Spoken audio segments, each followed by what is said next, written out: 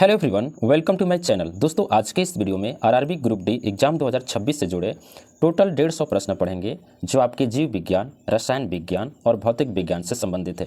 इस वीडियो में लिए गए जितने भी प्रश्न हैं सभी के सभी आपके परीक्षा की दृष्टि से महत्वपूर्ण है, तो इस वीडियो को आप पूरा जरूर देखिए और सभी प्रश्न याद करिए, क्योंकि इसमें से कुछ प्रश्न आपके एग्जाम में पूछा जा सकता है। तो आइए इस वीडियो को शुरू करते हैं। पहले प्रश्न में पूछ रहा है, प्रकाश के निर्वात में वेग का सही मान क्या है। तो देखिए दोस्तों, प्रकाश जो है निर्वात में चल सकता है और निर्वात में इसकी जो गति होती है, इसकी जो वेग होती है 3 × 10⁸ मीटर प्रति सेकंड। तो विकल्प बी इस प्रश्न का जो है करेक्ट आंसर हो जाएगा। यहाँ पे इसको याद रखिएगा, मीटर प्रति सेकंड होता है। आपके दूसरे प्रश्न में पूछ रहा है कि निम्न में से कौन सा अर्धचालक है। यहाँ पे सेमीकंडक्टर के बारे में पूछा है। देखिए दोस्तों, सबसे पहले ये जान लेते हैं कि चालक होता क्या है। तो देखिए, चालक वह होता है जब कोई पदार्थ या कोई तत्व या कोई धातु अपने से होकर विद्युत धारा प्रवाहित करने देता है तो वह चालक कहलाता है। यहाँ पे बात करते हैं ऑप्शंस के हिसाब से, तो तांबा जो है ये चालक है क्योंकि इससे विद्युत धारा प्रवाहित होती है। चांदी भी जो है ये सर्वोत्तम चालक है। फिर एल्युमिनियम भी धारा प्रवाहित होता है। लेकिन बात करते हैं जर्मेनियम की, तो जर्मेनियम में पूर्ण रूप से धारा प्रवाहित नहीं होता है। तो ये जो जर्मेनियम है ये अर्धचालक हो जाएगा। विकल्प सी जो है इस प्रश्न का करेक्ट आंसर है। अगले प्रश्न में पूछ रहा है कि परमाणु के नाभिक में कौन कौन से कण पाए जाते हैं। देखिए, यहाँ पे परमाणु के नाभिक में ना पूर्ण रूप से बात करते हैं तो यहाँ पे प्रोटॉन और न्यूट्रॉन केवल पाए जाते हैं, और जो इलेक्ट्रॉन होता है ना वो बाहरी कक्ष में भ्रमण करता है बाहर होकर। तो यहाँ पे प्रोटॉन और न्यूट्रॉन जो होता है ना परमाणु के नाभिक में होते हैं। तो विकल्प जो बी है इस प्रश्न का करेक्ट आंसर हो जाएगा। फिर पूछ रहा है कि सबसे अधिक विद्युत ऋणात्मक तत्व कौन सा है। मतलब विद्युत का ऋणात्मक, धनात्मक नहीं ऋणात्मक। तो देखिए, ऋणात्मक जो तत्व है ना वो है आपका फ्लोरीन। फ्लोरीन जो है सबसे ज़्यादा विद्युत का ऋणात्मक तत्व है। तो विकल्प सी इस प्रश्न का करेक्ट आंसर है। पूछ रहा है कि मनुष्य के शरीर की सबसे बड़ी ग्रंथि कौन सी है। देखिए, मनुष्य के शरीर की सबसे बड़ी ग्रंथि के बारे में पूछा है, तो सबसे बड़ी ग्रंथि हो जाएगा यहाँ पे यकृत। ठीक है, यकृत सबसे बड़ी ग्रंथि है जिसको लीवर बोलते हैं। तो विकल्प बी इस प्रश्न का करेक्ट आंसर है। यदि परीक्षा में आपसे पूछता है कि सबसे बड़ा अंग कौन सा है, देखिए अंग की बात करता है तो त्वचा सही आंसर होता है, लेकिन यहाँ पे ग्रंथि पूछा है तो आपको यकृत टिक करना है। अगले प्रश्न में पूछा है कि रक्त का पीएच लगभग कितना होता है। देखिए, रक्त का पीएच मान पूछा है, तो देखिए 7.4 जो है रक्त का पीएच मान होता है। विकल्प बी जो है इस प्रश्न का करेक्ट है। अगले प्रश्न में पूछा है कि डीएनए की द्विकुंडलित संरचना का प्रतिपादन किसने किया। देखिए, यहाँ पे जो डीएनए का द्विसंरचना होता है, इस प्रकार से आपने डीएनए देखा होगा, ये घुमावदार इस तरह से होता है डीएनए। ठीक है, तो ये जो संरचना प्रतिपादन किसने किया था, तो ये करने वाले थे 2 लोग, वाटसन एंड क्रिक। ठीक है, तो विकल्प सी इस प्रश्न का जो है करेक्ट आंसर है। फिर यहाँ पे पूछ रहा है कि सबसे हल्की धातु कौन सी है। देखिए, सबसे हल्की धातु यहाँ पे बात करें तो यहाँ पे लिथियम जो है सबसे हल्की धातु है। विकल्प बी जो है इस प्रश्न का करेक्ट है।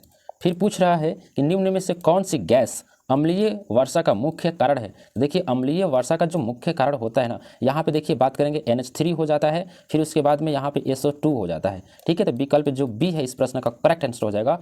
ऑप्शंस के हिसाब से SO2 करेक्ट है। फिर यहाँ पे पूछ रहा है कि न्यूटन का प्रथम नियम किससे संबंधित है। देखिए, न्यूटन का जो प्रथम नियम है ना ये संबंधित है आपका जड़त्व से संबंधित है। विकल्प बी इस प्रश्न का करेक्ट आंसर है। और न्यूटन का प्रथम नियम कहता है कि जब कोई वस्तु स्थिर है तो स्थिर ही रहेगी, और जब कोई वस्तु गतिमान है तो गतिमान ही रहेगी जब तक इस पर कोई बाह्य बल न लगाया जाए। तो ये भी जड़त्व का नियम भी यही कहता है। तो विकल्प बी इस प्रश्न का करेक्ट आंसर। फिर पूछ रहा है कि विटामिन B12 में कौन सी धातु पाई जाती है। तो देखिए, विटामिन B12 में ना ये कोबाल्ट पाया जाता है। तो विकल्प सी इस प्रश्न का करेक्ट आंसर होगा। फिर पूछ रहा है कि सबसे कठोर प्राकृतिक पदार्थ कौन सा है। देखिए, सबसे कठोर जो प्राकृतिक पदार्थ है ना वो है हीरा। ठीक है, हीरा जो है ना ये अधातु है। ठीक है, ये क्या है, अधातु है, क्योंकि इसमें से धारा प्रवाहित नहीं होती है। और आपको पता है कि धातु वही तत्व कहलाते हैं जिससे धारा प्रवाहित होता है, लेकिन यहाँ पे हीरा जो अधातु है लेकिन ये पदार्थ है और जो सबसे कठोर है इस संसार में। फिर यहाँ पे देखिए बात करते हैं अगले प्रश्न की कि पौधों में जल का परिवहन किस ऊतक द्वारा होता है। देखिए, पौधों में जल का परिवहन जो है ना ये आपको जाइलम विधि द्वारा होता है। तो विकल्प बी इस प्रश्न का करेक्ट आंसर हो जाएगा, जाइलम ऊतक द्वारा या विधि बोला जाए तो। फिर यहाँ पे पूछ रहा है कि ध्वनि निर्वात में क्यों नहीं चल सकती। देखिए, ध्वनि निर्वात में इसलिए नहीं चलती ना क्योंकि देखिए जो ध्वनि तरंगे होती है इनकी संचरण करने के लिए माध्यम की आवश्यकता होती है। बीच में कोई धूल कण होना चाहिए या कोई पदार्थ होना चाहिए, तब जाकर ये एक जगह से दूसरी जगह जाएगी।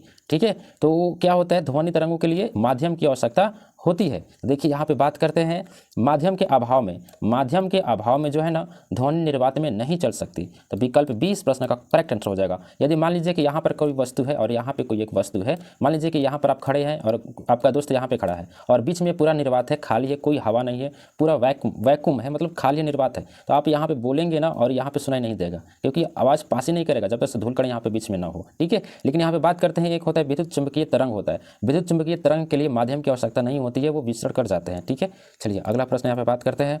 पूछ रहा है कि मनुष्य के शरीर में सबसे लंबी हड्डी कौन सी है। देखिए लंबी हड्डी जो है ना वो जांघ में पाई जाती है, जिसको बोलते हैं फीमर। तो विकल्प 20 प्रश्न का करेक्ट आंसर है।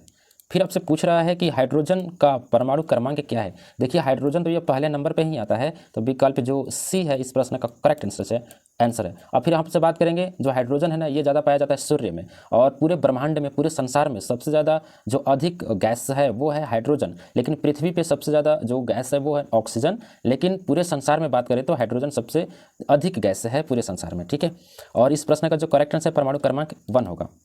फिर पूछ रहा है कि निम्न में से कौन सा हार्मोन रक्त में शर्करा की मात्रा कम करता है। देखिए यहाँ पे हार्मोन की बात हो रही है, तो ये जो इंसुलिन हार्मोन है ना यही क्या करता है, रक्त में शर्करा की मात्रा यानी कि चीनी की जो मात्रा है उसको मेंटेन करके रखता है। इसकी अगर कमी हो जाए इंसुलिन की तो शर्करा मेंटेन नहीं होगा और शर्करा की मात्रा यानी कि शुगर की मात्रा शरीर में बढ़ जाएगी, जिससे मधुमेह रोग होता है। तो विकल्प 20 प्रश्न का करेक्ट आंसर है। पूछ रहा है कि क्विक लाइम का रासायनिक सूत्र क्या है। देखिए यहाँ पे क्विक लाइम का जो रासायनिक सूत्र होता है ना, यहाँ पे जो है ना कैल्शियम ऑक्साइड होता है। तो विकल्प 20 प्रश्न का करेक्ट आंसर है। फिर यहाँ पे पूछ रहा है कि पृथ्वी के वायुमंडल में सर्वाधिक मात्रा किस गैस की है। देखिए यहाँ पे जो है पृथ्वी के वायुमंडल में सर्वाधिक मात्रा किस गैस की है। देखिए सबसे ज़्यादा जो है ना ये आपका नाइट्रोजन का है। ठीक है, नाइट्रोजन के, सिर्फ ये पृथ्वी के वायुमंडल की बात किया है, लेकिन पूरा संसार देखा जाए, पूरा ब्रह्मांड देखा जाए तो यहाँ पे हाइड्रोजन सबसे अधिक होता है। तो विकल्प 20 प्रश्न का करेक्ट आंसर हो जाएगा प्रश्न के अनुसार। फिर यहाँ पे पूछ रहा है कि विद्युत धारा की एसआई इकाई क्या है। देखिए विद्युत धारा की जो एसआई मात्रक होता है ना, यहाँ पर देखिए विद्युत धारा का तो एम्पियर होता है। ठीक है, विद्युत धारा का क्या होता है, एम्पियर होता है, लेकिन ऑप्शंस में नहीं है दोस्तों। तो विद्युत धारा का होता है एम्पियर। ठीक है, इसको याद रखिएगा। फिर यहाँ पे पूछ रहा है कि यदि किसी वस्तु का द्रव्यमान दोगुना कर दिया जाए और वेग आधा कर दिया जाए तो उसकी गतिज ऊर्जा होगी। तो देखिए किसी वस्तु का जो द्रव्यमान है उसको दोगुना अगर हम कर देंगे और उसका वेग आधा कर देंगे तो उसकी जो गतिज ऊर्जा होगी ना वो भी आधी हो जाएगी। तो विकल्प 20 प्रश्न का करेक्ट आंसर हो जाएगा, क्योंकि जो वेग के ऊपर निर्भर करता है गतिज ऊर्जा। ठीक है, जितना तेज वेग होगा उतना ही गतिज ऊर्जा ज़्यादा होगी, वेग कम कर दिया जाए तो उतना ही गतिज ऊर्जा कम हो जाती है। तो विकल्प 20 प्रश्न का करेक्ट आंसर है। देखिए यहाँ पे 22 नंबर प्रश्न पूछा कि निम्न में से कौन सा तत्व कमरे के तापमान पर द्रव्य अवस्था में पाया जाता है। देखिए यहाँ पे ऑप्शन से तो बहुत अल्टर है, ये तो होगा ही नहीं। देखिए कमरे के तापमान पे जो ब्रोमीन है ना, वो ब्रोमीन जो है ना कमरे के तापमान पे द्रव्य अवस्था में पाया जाता है। तो विकल्प जो है ना इसमें से कोई है नहीं, तो ब्रोमीन करेक्ट आंसर हो जाएगा, इसको याद रखिएगा। फिर पूछ रहा है कि मानव शरीर में सबसे बड़ी कोशिका कौन सी है। देखिए मानव शरीर में सबसे बड़ी कोशिका जो होता है ना, कोशिका वो जो है ना वो अंडाणु होता है, अंडाणु। ठीक है, और ये जो अंडाणु है ना ये सबसे बड़ा कोशिका होता है। विकल्प यहाँ पे जो है कि न्यूटन का तीसरा नियम किस सिद्धांत पर आधारित है। देखिए न्यूटन का जो तीसरा नियम है ना ये आपका जो सिद्धांत है ना क्रिया प्रतिक्रिया। ठीक है, विकल्प 20 प्रश्न का करेक्ट आंसर हो जाएगा। न्यूटन का तीसरा नियम कहता है कि यदि किसी वस्तु पर आप बल लगाते हो, जितना बल से आप उसको धक्का दोगे उतना ही वो वस्तु उतना ही बल से आपको भी रिटर्न धक्का देगी। ये आपको तृतीय नियम बोलता है। तो विकल्प 20 प्रश्न का करेक्ट आंसर है।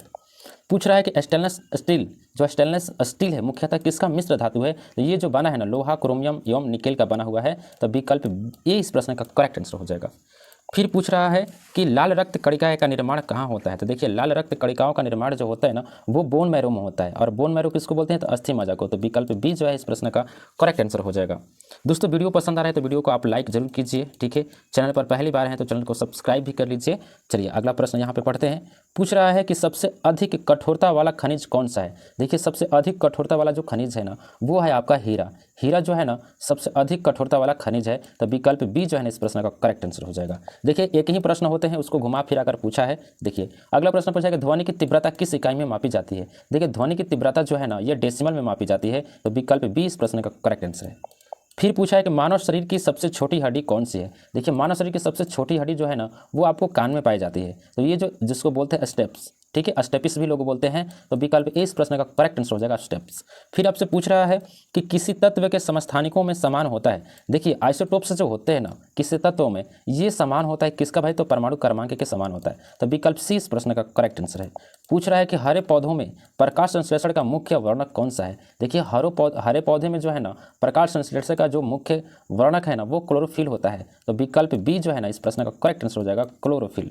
फिर यहाँ पे जो पूछ रहा है कि विद्युत प्रतिरोध की एसआई क्या है। देखिए विद्युत प्रतिरोध यहाँ पे पूछा है, तो प्रतिरोध का जो एसआई ओम हो जाएगा यहाँ पे। तो विकल्प सी इस प्रश्न का करेक्ट आंसर हो जाएगा। विद्युत प्रतिरोध की एसआई इकाई जो है ओम होता है। फिर यहाँ पे पूछा है कि कौन सा अम्ल पेट के जठर रस में पाया जाता है। देखिए जठर रस होता क्या है, कभी कभी आपने एक्सपीरियंस की होगी, अनुभव किए होंगे कि जब हम खाना खाते हैं, खाना खाने के बाद में जब कभी कभी डकार आता है तो वो तीखा लगता है, मतलब कि ऐसा लगता है कि कितना कड़वा है, वैसा डकार आता है गले तक। तो वो जो होता है ना जठर रस, वो होता है आपका हाइड्रोक्लोरिक अम्ल होता है। ठीक है, हाइड्रोक्लोरिक अम्ल होता है। तो विकल्प 20 प्रश्न का करेक्ट आंसर है। फिर यहाँ पे पूछ रहा है कि विटामिन डी का मुख्य कार्य क्या है। देखिए विटामिन डी का जो मुख्य कार्य होता है ना, ये हड्डियों में कैल्शियम का अवशोषण करता है। तो विकल्प 20 प्रश्न का करेक्ट आंसर। पूछ रहा है कि परमाणु के केंद्रक की खोज किसने की थी। देखिए परमाणु के केंद्र की खोज करने वाले जो थे ना, ये रदरफोर्ड थे। तो विकल्प 20 प्रश्न का करेक्ट आंसर है। फिर पूछा है कि धातुओं में विद्युत चालकता का मुख्य कारण क्या है। देखिए धातुओं में विद्युत चालकता का जो मुख्य कारण है ना, वो है आपका मुक्त इलेक्ट्रॉन। विकल्प ए जो है ना इस प्रश्न का करेक्ट आंसर है।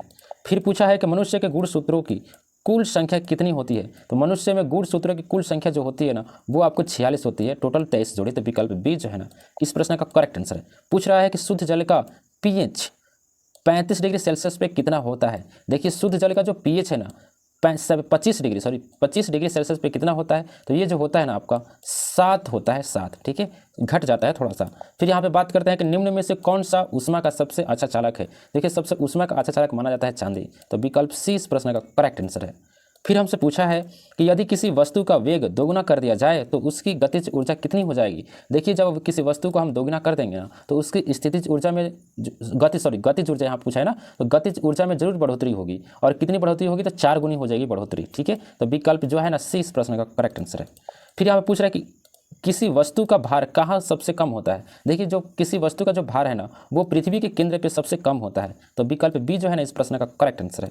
फिर पूछ रहा है कि निम्नलिखित में से कौन सी गैस हंसाने वाली गैस कहलाती है। तो ये जो नाइट्रस ऑक्साइड है ना, ये हंसाने वाली गैस कहलाती है। तो यहाँ पे विकल्प जो है ना, ये आपको विकल्प 20 प्रश्न का करेक्ट आंसर हो जाएगा N2O। फिर यहाँ पे पूछ रहा है कि कोशिका का पावर हाउस किसे कहा जाता है। तो देखिए कोशिका का जो पावर हाउस है ना, वो आपको माइटोकॉन्ड्रिया को कहा जाता है। तो विकल्प सी इस प्रश्न का जो है ना करेक्ट आंसर है।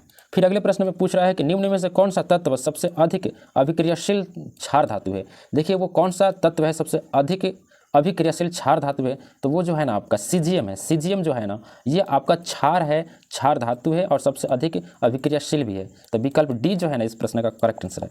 पूछ रहा है कि ओम का नियम किस संबंध को दर्शाता है। तो ओम का नियम जो है ना, ये संबंध दर्शाता है आपका, ये तो आपको पता है कि ओम किससे जुड़ा है, तो प्रतिरोध से। तो यहाँ पे ढूंढना है प्रतिरोध किधर है। देखिए यहाँ पे प्रतिरोध है, तो यही आंसर हो जाएगा धारा विभवांतर और प्रतिरोध। विकल्प बी जो है ना करेक्ट आंसर है।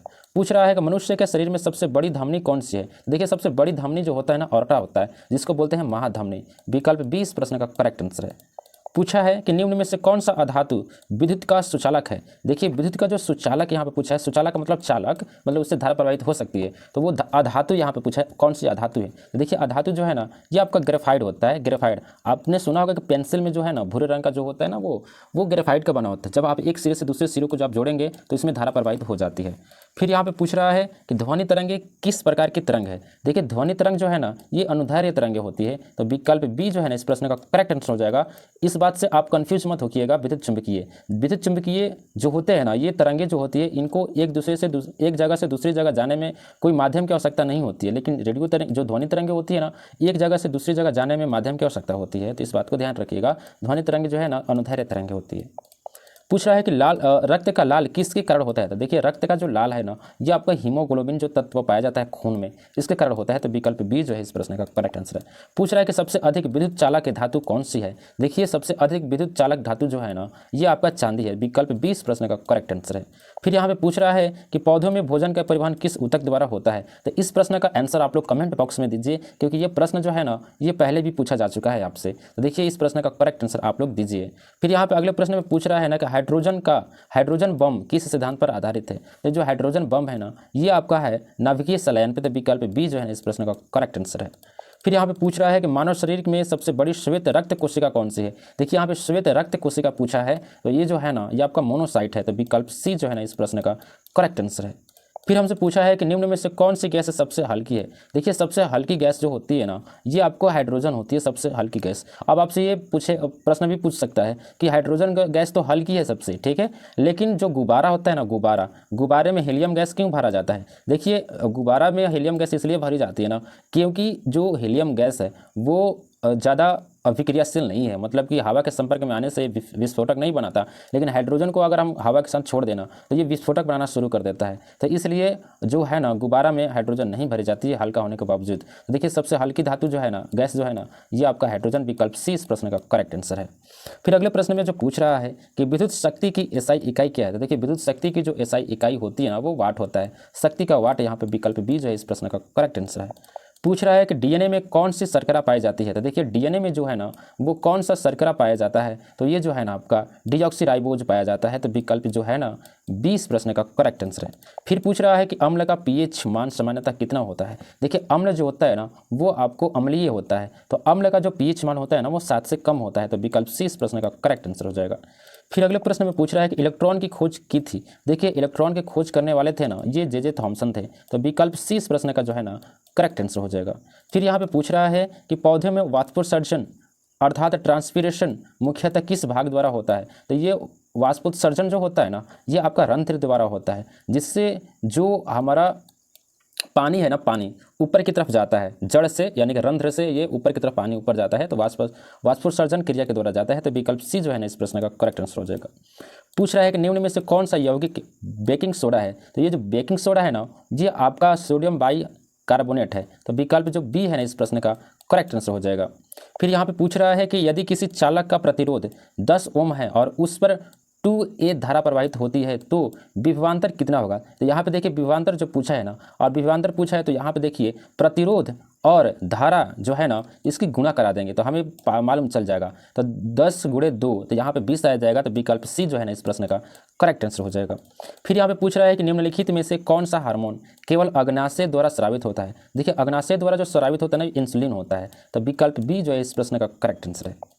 पूछ रहा है कि सबसे अधिक परमाणु त्रिज्या किसकी होती है? देखिए सबसे अधिक परमाणु त्रिज्या जो होती है ना, ये आपका सीजियम की होती है, सीजियम की होती है। और आपको थोड़ी देर मैंने आपको बताया था कि एक क्षार धातु है जो सबसे ज़्यादा अभिक्रियाशील धातु है। तो विकल्प जो है ना सी इस प्रश्न का करेक्ट आंसर हो जाएगा। परमाणु त्रिज्या जो है ना सबसे अधिक होती है।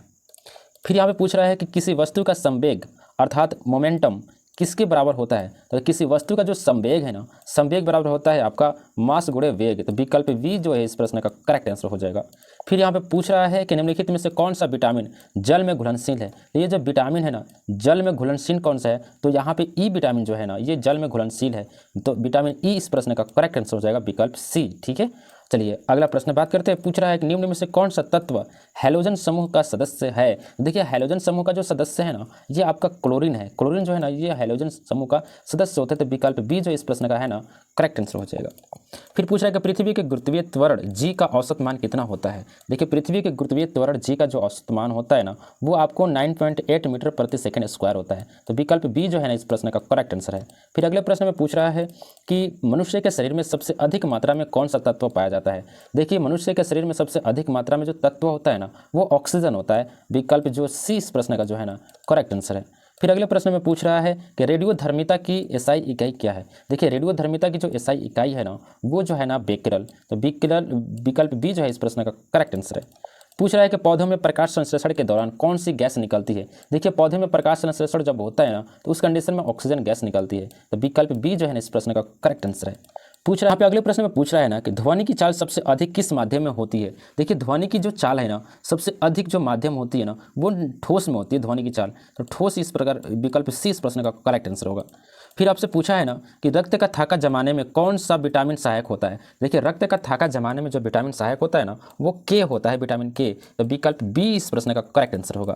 पूछ रहा है कि निम्नलिखित में से सबसे हल्की निष्क्रिय गैस कौन सी है। देखिए निष्क्रिय गैस जो है ना वो सबसे हल्की वो जो है ना आपके हीलियम जो है ना, हीलियम सबसे हल्की होती है जो निष्क्रिय है। तो विकल्प बी जो है ना इस प्रश्न का करेक्ट आंसर है।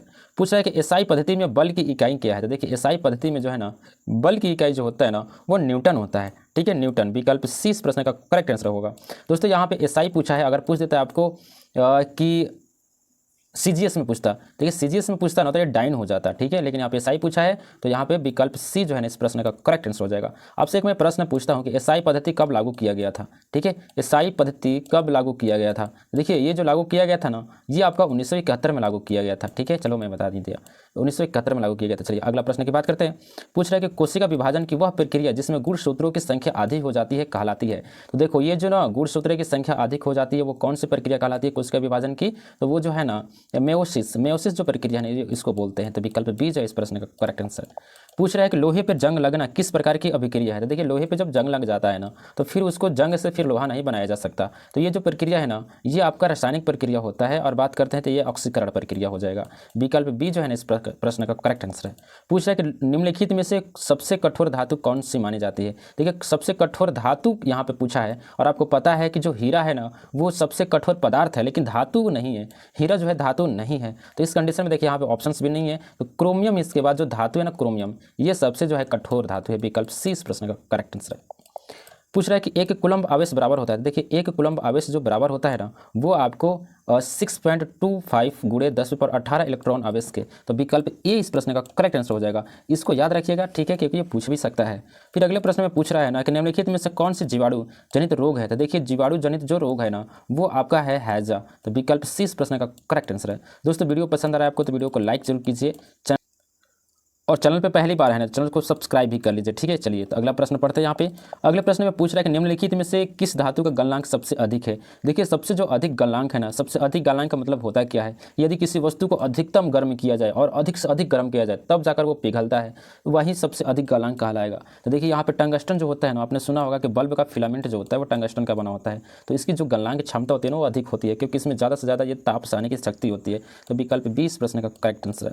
पूछ रहा है कि मानव शरीर में सबसे अधिक मात्रा में पाया जाने वाला धातु तत्व कौन सा है। देखिए जो है ना धातु तत्व यहाँ पे पूछा हुआ है, तो कैल्शियम जो होता है ना वो कैल्शियम इन सभी के मुकाबले, लोहा पोटेशियम सोडियम के मुकाबले कैल्शियम सबसे ज़्यादा होता है। तो विकल्प सी जो है ना इस प्रश्न का करेक्ट आंसर हो जाएगा। फिर पूछ रहा है कि प्रकाश के तरंग सिद्धांत का प्रतिपादन किसने किया था। देखिए प्रकाश के तरंग सिद्धांत का प्रतिपादन जो किए थे ना ये आपका ह्यूजेंस किए थे। तो विकल्प सी इस प्रश्न का करेक्ट आंसर हो जाएगा। फिर हमसे पूछा है कि इलेक्ट्रॉन पर आवेश का मान कितना होता है। तो इलेक्ट्रॉन पे आवेश का जो मान होता है ना वो आपको, इलेक्ट्रॉन तो आपको पता है कि नेगेटिव चार्ज होता है, तो यहाँ पे पॉजिटिव तो हटा ही दो ससुर, ठीक है। -1.6 × 10⁻−19 जो होता है ना ये कुलम्ब, यहाँ पे सी का मतलब कुलम्ब होता है। तो देखिए यहाँ पे इलेक्ट्रॉन का जो आवेश है ना वो -1.6 × 10⁻19 कुलम्ब के बराबर होता है। तो विकल्प बी इस प्रश्न का जो है ना करेक्ट आंसर है। अब अगले प्रश्न में पूछ रहा है कि निम्नलिखित में से कौन सी गैस ग्रीन हाउस प्रभाव में सबसे अधिक योगदान देती है। देखिए ग्रीन हाउस प्रभाव होता क्या है, जो सूर्य की किरणें आती है पृथ्वी पर, जो गैस से सूर्य की किरणों में मौजूद परावैंगनिक किरण है उनको रोकती है, ठीक है, बचाव करती है, तो वो गैस ग्रीन हाउस के अंतर्गत आता है। तो यहाँ पर बात करते हैं जो सबसे अधिक योगदान देता है ना वो कार्बन डाइऑक्साइड देता है। तो विकल्प बी जो है इस प्रश्न का करेक्ट आंसर हो जाएगा। फिर यहाँ पे बात करते हैं कि यहाँ पे देखिए ऑप्शंस के अनुसार मैंने कार्बन डाइऑक्साइड बोला है, बाकी इन तीनों के मुकाबले कार्बन डाइऑक्साइड अधिक जो है ना ग्रीन हाउस प्रभाव में अधिक योगदान देता है, ठीक है ना, ये ऑप्शंस के अनुसार है। बाकी क्लोरोफ्लोरोकार्बन जो है ना वो आपको ज़्यादा होता है, ठीक है। अगले प्रश्न में पूछा है कि किसी वस्तु का द्रव्यमान चंद्रमा पर, तो किसी वस्तु का द्रव्यमान चंद्रमा पे क्या होगा ना वो घट जाएगा भाई, घट जाएगा, 6 गुना घट जाता है, ठीक है। तो यहाँ पे विकल्प किसी वस्तु का द्रव्यमान, सॉरी यहाँ पे दोस्तों समझिएगा द्रव्यमान पूछा है, ठीक है, भार नहीं। तो भार 6 भाग घट जाता है, ठीक है, लेकिन द्रव्यमान जो है ना वो किसी वस्तु की मात्रा होती है, तो ये द्रव्यमान वहीं का वहीं रहेगा, ठीक है, वहीं का वहीं रहेगा समान रूप से। अगर पृथ्वी पे द्रव्यमान 10 है तो चंद्रमा पे द्रव्यमान 10 ही होगा, ठीक है, लेकिन भार अलग हो सकता है, अलग क्या 6 गुना कम हो जाएगा। तो विकल्प जो सी इस प्रश्न का करेक्ट आंसर हो जाएगा, समान रहता है, ठीक है। चलिए अगला प्रश्न की बात करते हैं। डीएनए का मुख्य कार्य क्या है? देखिए डीएनए का जो मुख्य कार्य होता है ना, वो आनुवंशिक सूचना का संग्रह एवं संचरण करता है। तो विकल्प बी इस प्रश्न का करेक्ट आंसर है। फिर पूछ रहा है कि निम्न में से कौन सा अधातु सामान्य ताप पर द्रव्य अवस्था में पाया जाता है? देखिए कौन सा अधातु जो है ना वो सामान्य ताप पर द्रव्य अवस्था में पाया जाता है? तो देखिए ये जो है ना ब्रोमीन जो है ना ये पाया जाता है। विकल्प बी इस प्रश्न का करेक्ट आंसर है। फिर पूछ रहा है कि विद्युत बल्ब का फिलामेंट किसका बना होता है? तो विद्युत बल्ब का जो फिलामेंट है ना वो टंगस्टन धातु का बना होता है। तो विकल्प सी इस प्रश्न का करेक्ट आंसर है। फिर पूछ रहा है कि मानव शरीर की सबसे बड़ी कोशिका कौन सी है? देखिए कोशिका का पूछा है ना, तो ये जो होता है ना अंडाणु जो होता है ना सबसे बड़ा कोशिका होता है। विकल्प सी इस प्रश्न का करेक्ट आंसर हो जाएगा। फिर यहाँ पे पूछ रहा है कि निम्नलिखित में से कौन सा विटामिन एंटीऑक्सीडेंट के रूप में कार्य करता है? तो कौन सा विटामिन एंटीऑक्सीडेंट के रूप में कार्य करता है? तो ये जो विटामिन है ना, विटामिन ई जो है ना एंटीऑक्सीडेंट के रूप में कार्य करता है। तो विकल्प सी इस प्रश्न का करेक्ट आंसर है। पूछ रहा है कि सूर्य की ऊर्जा का मुख्य स्रोत क्या है? तो सूर्य की ऊर्जा का मुख्य जो स्रोत होता है ना वो आपको नाभिकीय संलयन विधि होता है। तो विकल्प बी सी इस प्रश्न का करेक्ट आंसर है। टूटता है बनता है, टूटता है बनता है, टूटता है बनता है, ये इस प्रक्रिया में होती है, ठीक है।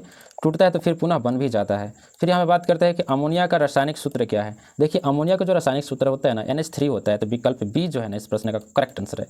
फिर यहाँ पे पूछ रहा है कि मनुष्य के हृदय में कुल कितने कक्ष होते हैं? देखिए मनुष्य के हृदय में कुल कक्षों की संख्या जो है ना वो आपको होती है टोटल कक्ष होते हैं 4, ठीक है। विकल्प सी इस प्रश्न का करेक्ट आंसर है। पूछ रहे हैं कि ध्वनि की चाल वायु में लगभग कितनी होती है और 20 डिग्री सेल्सियस पे? देखिए सामान्य तापमान पे जो है ना वो आपको ध्वनि की चाल वायु में जो है ना 343 जिसको बोलते हैं 340 लगभग, तो 343 मीटर प्रति सेकंड होता है। तो विकल्प 20 प्रश्न का करेक्ट आंसर है। फिर पूछ रहे हैं कि निम्नलिखित में सबसे अधिक विद्युत ऋणात्मक तत्व कौन सा है? देखिए यहाँ पे निम्नलिखित में से सबसे अधिक विद्युत ऋणात्मक तत्व कौन सा है? तो विद्युत ऋणात्मक तत्व जो हो जाएगा ना वो फ्लोरीन हो जाएगा। तो विकल्प 20 प्रश्न का करेक्ट आंसर है। फिर पूछ रहा है कि रक्त में ऑक्सीजन का परिवहन मुख्यतः किसके द्वारा होता है? तो रक्त में ऑक्सीजन का जो परिवहन होता है ना वो मुख्य रूप से जो होता है हीमोग्लोबिन, ठीक है। तो विकल्प बी जो है ना इस प्रश्न का करेक्ट आंसर हो जाएगा। फिर पूछ रहा है कि मानव शरीर में सबसे बड़ी प्रतिरक्षा ग्रंथि कौन सी है? देखिए मानव शरीर की सबसे बड़ी प्रतिरक्षा ग्रंथि जो है ना ये आपका है प्लीहा। तो विकल्प सी इस प्रश्न का जो है ना करेक्ट आंसर है। फिर अगले प्रश्न में पूछ रहा है कि निम्नलिखित में से कौन सा कथन सही है? देखिए यहाँ पे कथन सही पूछा है। तो बात करते हैं इलेक्ट्रॉन का द्रव्यमान प्रोटॉन से अधिक होता है, तो ये गलत है। न्यूट्रॉन पे धनात्मक आवेश होता है, तो नहीं, ये भी गलत है। न्यूट्रॉन पे कोई आवेश नहीं होता। प्रोटॉन और न्यूट्रॉन के आवेश का परिमाण समान लेकिन चिन्ह विपरीत होता है। तो हाँ आवेश तो समान होता है प्रोटॉन और आवेश का, लेकिन जो प्रोटॉन पे पॉजिटिव होता है इलेक्ट्रॉन पे नेगेटिव होता है। तो ये बात सही है। तो विकल्प सी इस प्रश्न का जो है ना करेक्ट आंसर हो जाएगा। तो दोस्तों वीडियो पसंद आ रहा है तो वीडियो को आप लाइक कीजिए। दोस्तों वीडियो पसंद आ रहा है तो आप वीडियो को लाइक कीजिए और चैनल पर पहली बार हैं, चैनल को सब्सक्राइब नहीं किया है तो चैनल को सब्सक्राइब कर लीजिए। चलिए अगला प्रश्न पढ़ते हैं। हेलो फ्रेंड्स, एक बार फिर से स्वागत है आप सभी लोगों का D24 एजुकेशन में। दोस्तों आज के इस वीडियो में आरआरबी ग्रुप डी एग्जाम 2026 से जुड़े साइंस के टोटल 100 प्रश्न पढ़ेंगे जो आपके भौतिक विज्ञान, रसायन विज्ञान और जीव विज्ञान से संबंधित है। दोस्तों इस वीडियो में लिए गए सभी प्रश्न बहुत महत्वपूर्ण है आपके परीक्षा की दृष्टि से, तो आप इस वीडियो को पूरा जरूर देखिए। यकीन मानिए ये वीडियो देखने के बाद में आपको कुछ प्रश्न ऐसे भी मिलेंगे जो आपने कभी नहीं पढ़ा होगा, ठीक है। तो इस वीडियो को शुरू करते हैं। देखिए यहाँ पर पहले प्रश्न में पूछ रहा है 10 मोल जल का द्रव्यमान है। तो देखिए दोस्तों जल का जो द्रव्यमान होता है मोल गुणे अणु भार होता है। तो मोल यहाँ पर 10 दिया गया है और जो है अणु भार 18। अणु भार 18 कैसे है? देखिए जल का जो रासायनिक सूत्र होता है H2O होता है। तो यहाँ पर हाइड्रोजन के 2 अणु प्लस ऑक्सीजन के 16 अणु तो मिलकर हो जाते हैं 18, और जब हम इसका गुणा करेंगे तो आ जाएगा 180, ठीक है। तो 180 ग्राम होता है 10 मोल जल का द्रव्यमान। तो विकल्प बी जो है इस प्रश्न का करेक्ट आंसर है। पूछ रहा है कि प्रेशर कुकरों का हैंडल प्लास्टिक का बना होता है क्योंकि इसको ऊष्मा का कुचालक बनाया जाता है, ठीक है, और बनाया जाना चाहिए। इसमें कौन सा प्लास्टिक प्रयुक्त होता है जो कि प्रथम मानव निर्मित प्लास्टिक है? अब देखिए बात करते हैं कि जो प्रेशर कुकर है उसका जो हैंडल होता है उस पर प्लास्टिक लगा होता है ताकि वो गर्म ना हो, ठीक है, गर्म ना लगे। तो वो जो प्लास्टिक होता है कौन सा प्लास्टिक होता है? तो वो आपका बेकेलाइट होता है। विकल्प डी इस प्रश्न का जो है करेक्ट आंसर है, ठीक है। अगले प्रश्न की बात करते हैं। पूछ रहा है कि प्रकाशीय यंत्र बनाने के लिए निम्नलिखित में से किस प्रकार का कांच प्रयुक्त होता है? अब देखिए प्रकाशीय यंत्र होते क्या है? तो ये लेंस, प्रिज्म, कैमरे ये सब बनाने के लिए ना फ्लिंट कांच का इस्तेमाल किया जाता है। तो विकल्प डी इस प्रश्न का करेक्ट आंसर होगा फ्लिंट कांच का, ठीक है। अब बात करते हैं कि फ्लिंट कांच में लेड ऑक्साइड उपस्थित होता है, इसलिए इसका प्रयोग प्रकाशीय उपकरणों जैसे लेंस, प्रिज्म, कैमरे आदि के निर्माण में किया जाता है। फ्लिंट कांच मुख्य रूप से सोडियम, पोटेशियम एवं लेड सिलिकेटों का मिश्रण होता है। ठीक है, तो प्रकाशीय यंत्र में जो है ना ये आपका फ्लिंट कांच इस्तेमाल किया जाता है। विकल्प डी इस प्रश्न का करेक्ट आंसर है। अगले प्रश्न में पूछा है जो सुमेलित करने वाला है, यहाँ पर देखिए कुछ यहाँ पे मिश्रण दिए गए हैं। ठीक है, और यहाँ पर किस ये सब क्या है और किस में उपयोग होता है सूची 2 में दिया गया है। अब देखिए पोटेशियम ब्रोमाइड जो है ना ये आपका फोटोग्राफी के लिए इस्तेमाल में लिया जाता है। ठीक है, फिर उसके बाद में जो है पोटेशियम नाइट्रेट एक बारूद होता है। ओके, फिर उसके बाद करें ना पोटेशियम सल्फेट ये उर्वरक होता है। ठीक है, जो आपको खेती करने में उपयोग होता है। फिर यहाँ पे पोटेशियम जो है ना टार्ट्रेट ये जो आपका है बेकरी होता है, बेकरी में इस्तेमाल किया जाता है, जो बेकरी का सामान बनाया जाता है। तो यहाँ पे देखिए एक का जो हो गया 2, एक का 2 ए में है, बी में भी है, डी में नहीं है तो ये डी नहीं होगा और सी नहीं होगा। तो बात करते हैं बी का 4, तो बी का 4 ए में है, बी का 4 बी में भी है। पोटेशियम सी का 1 इसमें भी है, इसमें भी है। ओके, पोटेशियम टार्ट्रेट सी, डी का 3, तो ये तो दोनों में मैच कर रहा है। ठीक है, ये ऑप्शन गलत है दोस्तों। ठीक है, और कहने का मतलब इसमें ए और बी दोनों हो जाएंगे। ठीक है, ये दोनों मैच कर रहा है। ओके, अब देखिए यहाँ पे उत्तर 1 दिया है लेकिन ये सही नहीं है कहीं ना कहीं। पोटेशियम ब्रोमाइड का प्रयोग फोटोग्राफी में किया जाता है। पोटेशियम नाइट्रेट का प्रयोग बारूद के लिए किया जाता है। पोटेशियम सल्फेट एक उर्वरक है, जबकि मोनो पोटेशियम टार्ट्रेट का प्रयोग बेकरी में किया जाता है। अब तो विकल्प ए इस प्रश्न का जो है करेक्ट आंसर हो जाएगा और बी भी हो जाएगा, देखा जाए तो दोनों सामान्य है। ठीक है, चलिए अगले प्रश्न की बात करते हैं। पूछ रहा है कि परमाणु अभाज्य है, तो परमाणु जो है अभाज्य है यह निम्नलिखित में से किसने प्रस्तावित किया था। तो ये जो डाल्टन जी है ना यही प्रस्तावित किए थे कि जो परमाणु होता है छोटा कण उसको और जो है विभाजित नहीं किया जा सकता, वो अभाज्य है। तो विकल्प ए इस प्रश्न का जो है करेक्ट आंसर हो जाएगा डाल्टन। फिर पूछा है दूसरे अगले प्रश्न में कि निम्न कथनों पर विचार कीजिए। अब कथन 2 दिए गए हैं यहाँ पर। ठीक है, अब दूसरे कथन में देखिए, पहले कथन में क्या है कि सामान्य नमक सोडियम तथा क्लोरीन का यौगिक होता है। तो जी हाँ, जो सामान्य नमक होता है जो हम इस्तेमाल करते हैं खाने के रूप में वो सोडियम तथा क्लोरीन का यौगिक होता है। ठीक है, ये बात सही है। फिर सामान्य नमक को यदि खुला छोड़ दिया जाए तो वह वायु से नमी सोख लेता है। तो हाँ, ये बात भी सही है। कभी आपने देखा होगा कि जब नमक को खुले में छोड़ देते हैं तो वो पिघलने लगता है, जल में परिवर्तन होने लगता है, तो वो नमी सोखता है इसलिए होता है। तो यहाँ पे देखा जाए तो दोनों सही है, तो यहाँ पे 1 और 2 दोनों सही है, विकल्प सी जो है करेक्ट आंसर होगा। फिर अगले प्रश्न में पूछ रहा है कि प्लास्टर ऑफ पेरिस रासायनिक रूप से है, तो प्लास्टर ऑफ पेरिस होते हैं कैल्शियम सल्फेट। तो विकल्प ए जो है इस प्रश्न का करेक्ट आंसर होगा, कैल्शियम सल्फेट होगा। इस बात को ध्यान रखिएगा, कार्बोनेट नहीं होगा, ऑक्सीडेट नहीं होगा, ऑक्साइड नहीं होगा, सल्फेट होता है। फिर पूछ रहा है कि निम्न में से कौन जल के साथ बिल्कुल अभिक्रिया नहीं करता है। देखिए यहाँ पे बात करते हैं कि जल के साथ बिल्कुल जो अभिक्रिया नहीं करता है वो है आपका लेड। ठीक है, लेड जो है जल के साथ अभिक्रिया बिल्कुल भी नहीं करता है। अब बात करते हैं कि धातुएं जैसे लेड, कॉपर, सिल्वर, गोल्ड एवं प्लैटिनम जल या भाप से बिल्कुल अभिक्रिया नहीं करती है। ठीक है, तो विकल्प बी जो है इस प्रश्न का करेक्ट आंसर है।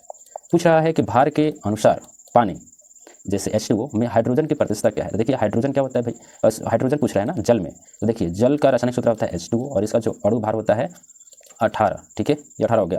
अब बात करते हैं कि जो है इसमें कितने हाइड्रोजन है, तो 2 है। ठीक है, तो 2 हाइड्रोजन अणु भार है कितने में से, 18 में से, और 100 से यहाँ पे गुणा करा देंगे तो ये निकल जाएगा। देखिए इस प्रकार से ही किया गया है कि जल का आणविक द्रव्यमान 2 + 16 18 ग्राम मोल हो गया। जल में उपस्थित हाइड्रोजन परमाणु की संख्या 2 है, तो जल में हाइड्रोजन का प्रतिशत 2/18 × 100, यहाँ पे 11.11% आ जाएगा। तो विकल्प डी जो है इस प्रकार का करेक्ट आंसर हो जाएगा। अगले प्रश्न में पूछ रहा है कि हाइड्रोजन को जलाने से क्या बनेगा। तो देखिए हाइड्रोजन को जब हम जलाएंगे तो ये पानी बन जाता है, तो विकल्प डी जो है करेक्ट आंसर है। फिर पूछ रहा है कि लोहे की कील में जंग लगने पर, तो देखिए ये प्रश्न तो बहुत बार हम लोग पढ़े हैं। लोहे की कील में जब जंग लग जाता है या कोई भी लोहा का सामान हो अगर उसमें जंग लग जाता है तो उसके भार में वृद्धि हो जाती है। तो विकल्प जो है बी इस प्रश्न का करेक्ट आंसर हो जाएगा, उसके भार में वृद्धि होती है। अब देखिए अगले प्रश्न में पूछा है कि निम्नलिखित कथनों में से कौन सा एक सही नहीं है। तो यहाँ पे सही नहीं है पूछा है, तो यहाँ पे देखिए बात करते हैं कि हाइड्रोजन एक तत्व है, तो हाँ यहाँ पे तो ये सही हो गया। ठीक है, हाइड्रोजन सबसे हल्का तत्व है, तो ये भी सही है, सबसे हल्का तत्व होता है। फिर हाइड्रोजन के कोई समस्थानिक नहीं होते हैं, तो नहीं, हाइड्रोजन के समस्थानिक जो होते हैं। ठीक है, और हाइड्रोजन के 3 समस्थानिक होते हैं, जैसे प्रोटियम और ड्यूटेरियम, अब यहाँ पे ट्राइटियम, तो यहाँ पे 3 समस्थानिक होते हैं हाइड्रोजन के। तो प्रश्न के अनुसार देखा जाए तो ये आपका जो है सही नहीं है, विकल्प सी ही इस प्रश्न का करेक्ट आंसर हो जाएगा प्रश्न अनुसार। ठीक है, क्योंकि ये बोल रहा है कि कोई समस्थानिक नहीं है जबकि समस्थानिक होते हैं। फिर डी में देख लेते हैं, हाइड्रोजन और ऑक्सीजन एक विस्फोटक मिश्रण बनाते हैं। तो हाइड्रोजन और ऑक्सीजन एक विस्फोटक मिश्रण बनाते हैं, तो हाँ मिश्रण बना सकते हैं। तो विकल्प डी भी एक प्रकार का सही है, लेकिन प्रश्न अनुसार विकल्प सी करेक्ट आंसर होगा। फिर पूछ रहा है कि निम्नलिखित में से सबसे कमजोर बंध कौन सा है। देखिए सबसे कमजोर जो बंध होता है वो हाइड्रोजन बंध होता है। ठीक है, एकल बंध, दोहरा बंध, तिहरा बंध ये सभी शक्तिशाली होते हैं हाइड्रोजन बंध के मुकाबले। तो विकल्प डी जो है इस प्रश्न का करेक्ट आंसर हो जाएगा।